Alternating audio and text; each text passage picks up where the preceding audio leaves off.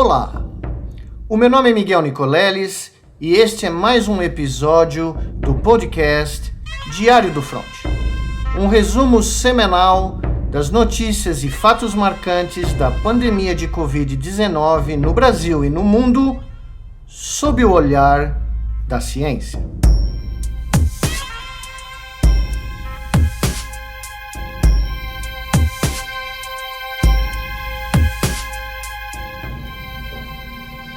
São Paulo, 11 de maio de 2021. Nesse sexto episódio do Diário do Front, eu quero abordar alguns temas correlacionados que, basicamente, poucos são discutidos em toda a narrativa dessa pandemia de Covid-19 que assola o mundo há quase um ano e meio. Esses são temas muito interessantes porque eles nos permitem traçar paralelos históricos com eventos muito conhecidos da história da humanidade que transferem para o momento presente uma semelhança e uma recorrência tanto de erros como de circunstâncias que precisariam ser analisados com mais cuidado para ajudar no processo de encontrar uma solução a curto prazo e a longo prazo também, não só para essa pandemia, como para as futuras pandemias que provavelmente ocorrerão nos próximos anos, bem como uma série de potenciais crises globais preditas há muito tempo pela ciência e que para as quais, como no caso da pandemia, ou para o manejo das quais, como no caso da pandemia, faltam claros mecanismos de governança global para que nós tenhamos, como espécie, uma chance de sair dessas crises mais rapidamente, com menor perda de vida e não levar a uma situação crítica, como eu vou contar para vocês. Eu chamei esse episódio de O Meio, a Mensagem e os Riscos da Tribalização Digital. E eu vou explicar o que eu quero dizer em cada uma dessas circunstâncias com os antecedentes históricos que eu mencionei a vocês. O meio eu quero me referir, quando eu uso a palavra meio, a meios de comunicação e a sua importância ao longo da história como grandes elementos de transformação, não só tecnológica, mas social, econômica e política. Nesse sentido, eu quero mostrar para vocês como o paradigma estabelecido, criado e proposto pelo cientista de mídia canadense Marshall McLuhan é absolutamente perfeito para descrever não só o que aconteceu na história remota da nossa espécie, mas como no nosso presente atual. Eu começo para contar isso contando a história de um rei de Uruk, uma cidade-estado da Mesopotâmia, onde se acredita que a escrita foi criada mais ou menos 5.000 anos atrás, e um certo dia, tendo que debelar uma crise de um rei que não era seu aliado na Mesopotâmia, o então rei de Uruk, diga-se de passagem, Uruk é a cidade do grande Gilgamesh, o primeiro herói mitológico da história, muito antes de Homero e da Ilíada e da Odisseia. Uruk, o rei de Uruk, Gilgamesh, foi o grande herói do grande épico mesopotâmio, que inclusive influenciou a Ilíada. Mas essa é uma outra história. Pois bem, voltando ao nosso enredo original. Sabedor que um rei de uma outra cidade na Mesopotâmia queria desafiar o seu poder, o então rei de Uruk decidiu não fazer o que se fazia à época, de enviar um embaixador ou mesmo criar um conflito armado. O rei de Uruk mandou um emissário com uma pedra de argila contendo uma carta ameaçadora descrita ou impressa em caracteres da linguagem cuneiforme que era usada pelos escribas e administradores do reino de Uruk já há algum tempo. Esse emissário então chegou a essa outra cidade e, ao invés de dizer, né, instantaneamente o que o rei de Uruk tinha mandado a ele, simplesmente entregou a pedra de argila contendo a mensagem cifrada em caracteres cuneiformes, que evidentemente o outro rei, esse rei que a recebia, não tinha a menor ideia do que se tratava. Recebendo a pedra, o rei não entendeu nada e pediu para que o emissário explicasse. E o emissário simplesmente disse ao rei que conspirava contra a cidade de Uruk que essa era a voz do rei de Uruk contida na pedra e que ele iria agora revelar o conteúdo dessa voz. E leu a carta para o rei rebelde. Ao ouvir a carta e receber de novo a pedra com os caracteres, o rei rebelde imediatamente se rendeu ao poder do rei de Uruk, dizendo: como é que eu posso desafiar alguém que faz a pedra falar?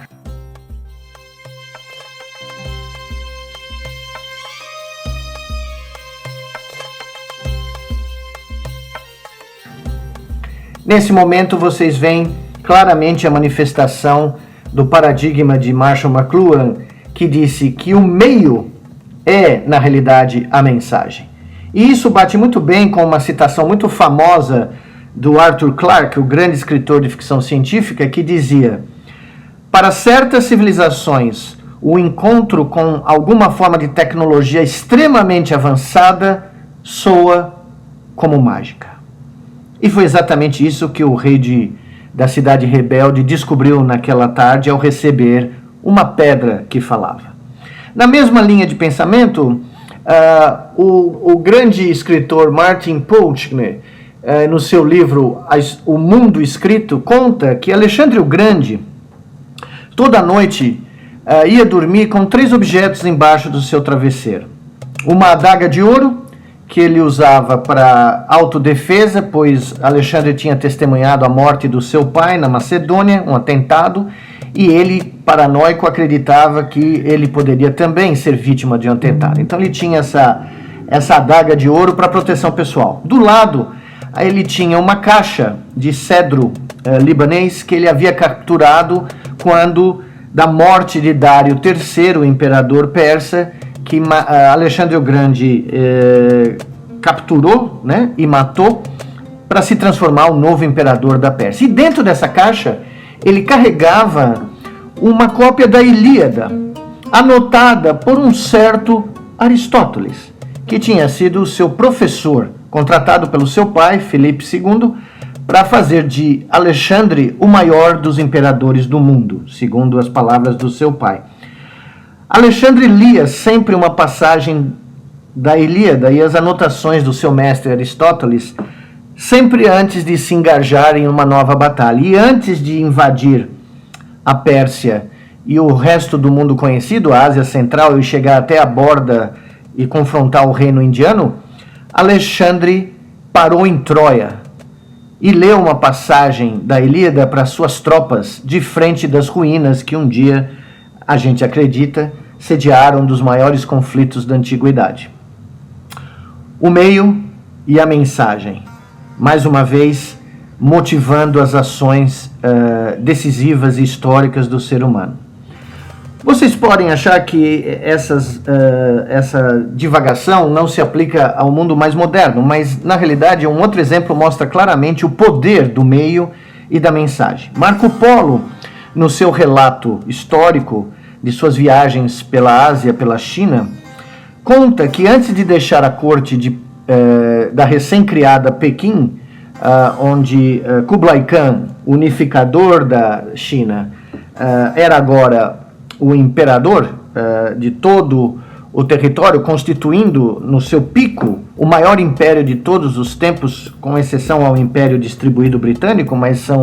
o Império Mongol chegou a ter 24 milhões de quilômetros quadrados,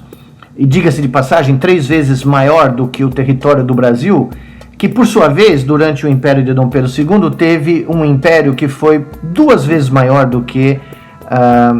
o Império Romano, coisas que a gente não sabe. Mas enfim, Marco Polo relata que antes de sair para sua viagem de exploração, que lhe foi designada por Kublai Khan, o neto de Gengis Khan, o Kublai Khan entregou a Marco Polo um retângulo de ouro com um colar para que ele usasse no seu pescoço. E disse a Marco Polo que por onde ele passasse no território do Império Mongol,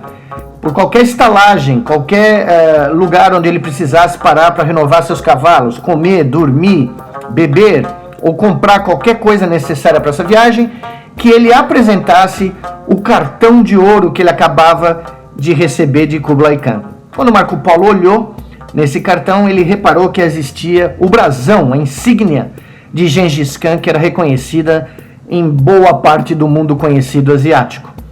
Aí vocês veem o primeiro exemplo do Gold Card, o primeiro credit card da humanidade, criado por ninguém menos que Kublai Khan, porque onde Marco Polo parou nos próximos meses,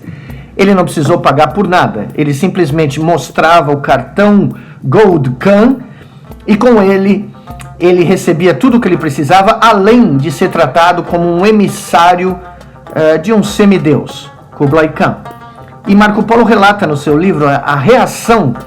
de pessoas por toda a China e por toda a Ásia ao olharem para esse Gold Khan, o cartão de ouro que Marco Polo levava no pescoço, e imediatamente fazerem gestos de respeito e de obediência ao líder que eles nunca tinham visto, que eles nunca tinham ouvido, mas que pelo cartão de ouro eles reconheciam imediatamente o poder, o meio, a mensagem.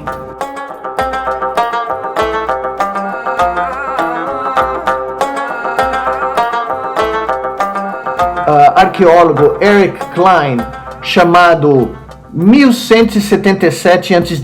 o ano em que a civilização colapsou, contando a história de um dos maiores mistérios da nossa espécie, que é o grande colapso de todas as civilizações do Mediterrâneo Leste no final da Era do Bronze. Aliás, esse colapso é o que determina, historicamente, o fim da Era do Bronze e o começo da Era do Ferro.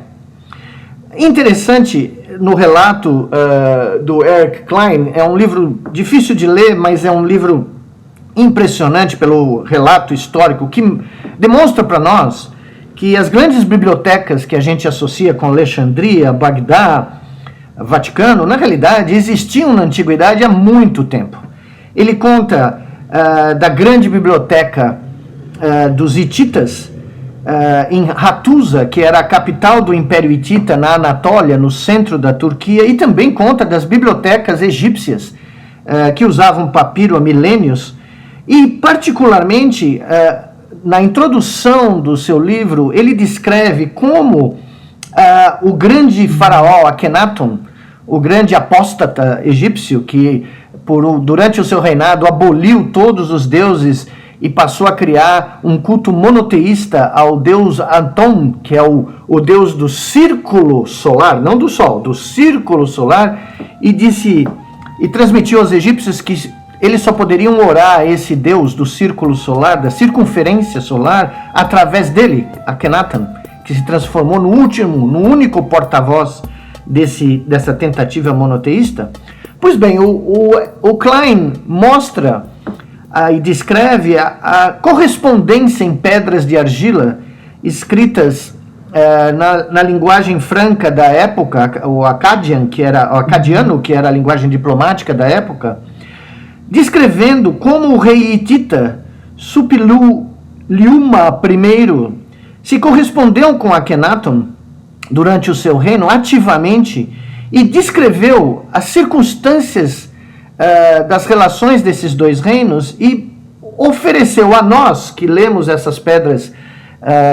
3.000 anos depois, um relato muito grande do que era o mundo hiperconectado, globalizado do Mediterrâneo Leste, onde os reinos hititas, egípcio, da Cananeia, de Creta, de Chipre e da própria Grécia se comunicavam, inclusive os assírios, se comunicavam extremamente, de uma forma muito mais globalizada do que jamais nós imaginamos. Curiosamente, essa civilização hiperconectada por tratados comerciais, diplomáticos, políticos, trocas de bens de consumo, começou a colapsar no final do século XIV, começo do século XIII, de uma forma impressionante. E curiosamente, existem várias hipóteses, ninguém sabe ao certo qual foi o fator decisivo. Na realidade, a melhor hipótese é que esse colapso se deveu a uma multitude de catástrofes ocorrendo simultaneamente. Alguns pesquisadores dizem, por exemplo, que a queda da atividade solar durante esse período, no final da Era do Bronze, gerou, no começo do século XII, ou no final, perdão, do século XII, gerou uma das maiores secas da história, que perdurou por algumas centenas de anos, porque a queda da atividade solar reduziu a temperatura dos oceanos e, com isso, o índice pluviométrico da região do Mediterrâneo Leste caiu dramaticamente, gerando uma seca que resultou numa uma grande crise alimentar pela falta de produção agrícola que basicamente iniciou o processo de decadência desses reinos. E que, além disso, uma série de terremotos e basicamente o começo de uma onda de refugiados de várias partes desta região do mundo começou a gerar invasões por piratas e por verdadeiros exércitos de pessoas que foram deslocadas das suas cidades na Grécia, em Creta, em Chipre, na Ásia Menor, enfim, por todo esse território, e com isso um processo de declínio muito rápido, consequência de uma crise climática, uma crise alimentar, uma crise política, começou a se desencadear e se espalhar rapidamente por todas essas civilizações que vieram a colapsar.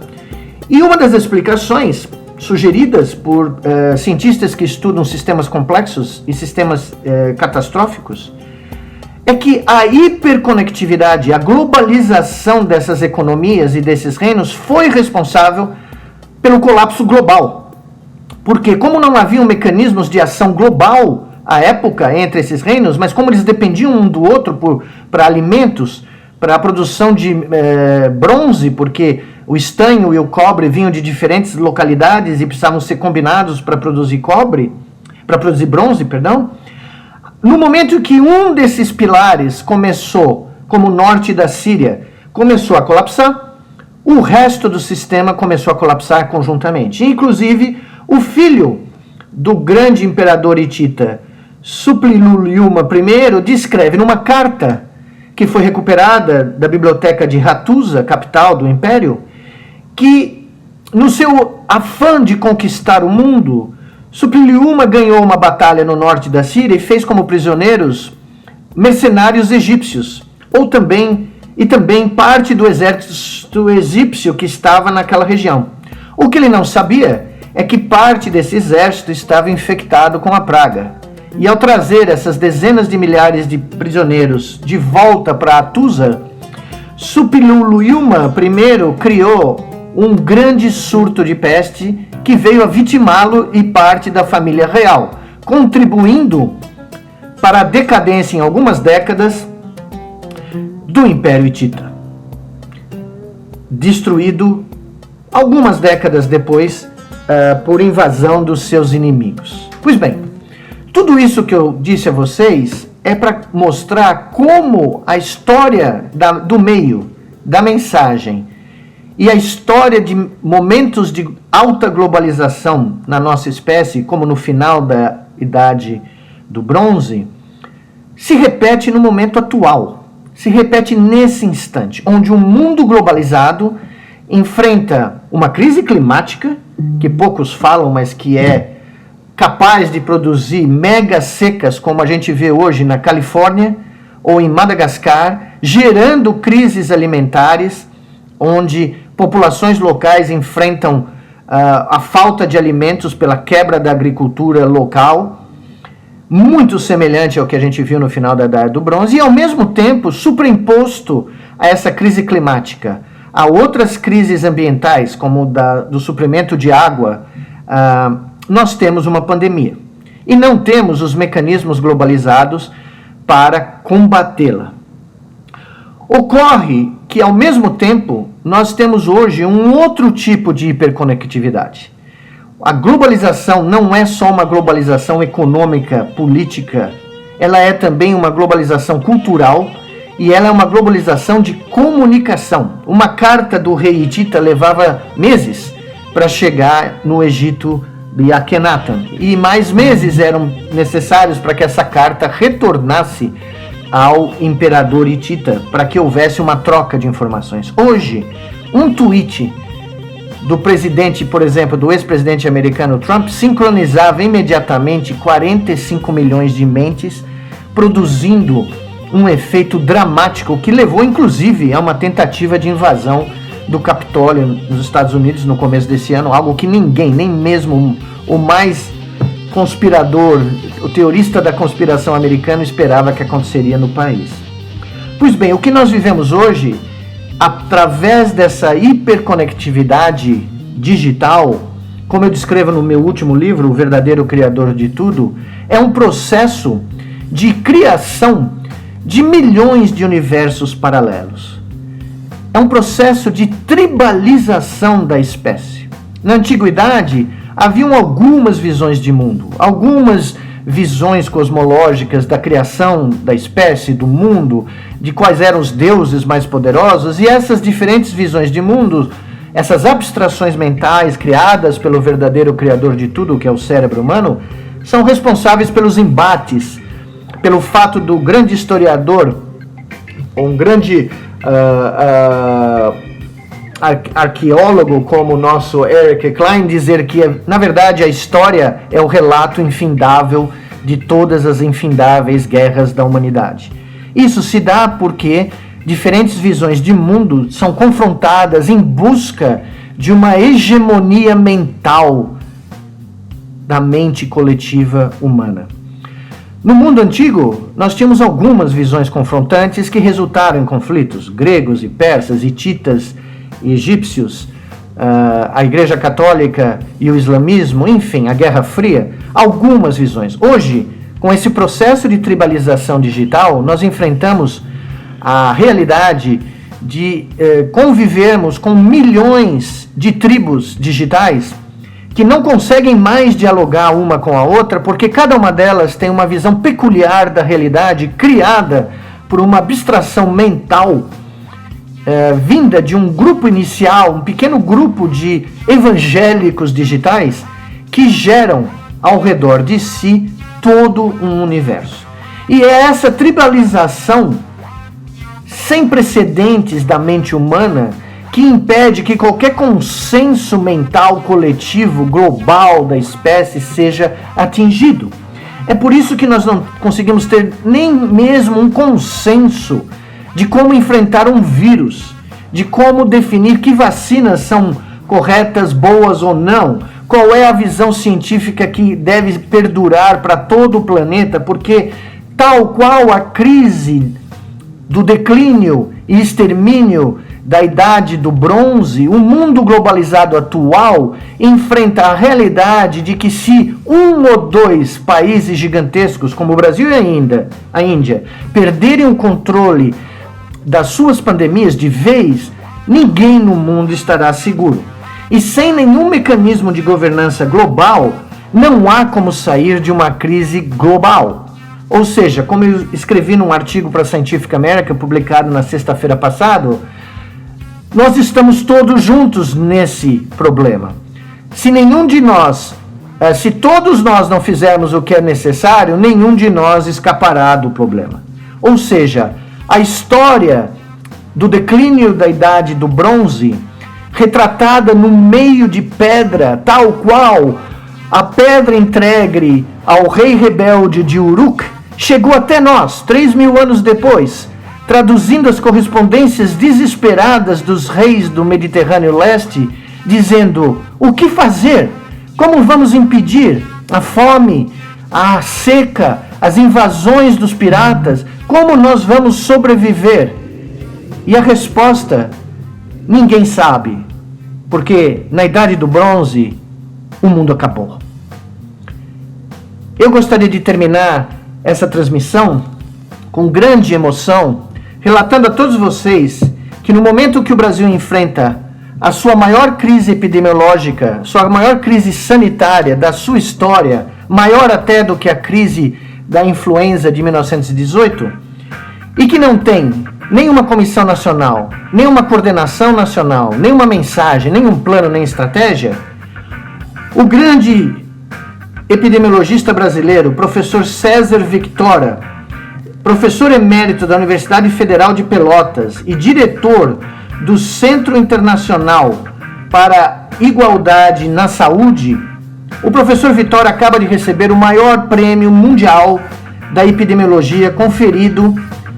a cientistas que realizaram modificações históricas na epidemiologia mundial, conferido pela Associação Internacional de Epidemiologia, a International Epidemiological Association, para o ano de 2021. Como cientista brasileiro e como cidadão brasileiro, eu gostaria de dedicar esse episódio 6 do Diário do Fronte à carreira e à contribuição histórica do professor César Victora para toda a epidemiologia mundial e para todos nós brasileiros, porque o trabalho desse cientista brasileiro nos orgulha e mostra para o mundo que se os cientistas e a ciência brasileira tivessem voz, o Brasil não estaria enfrentando o que enfrenta hoje.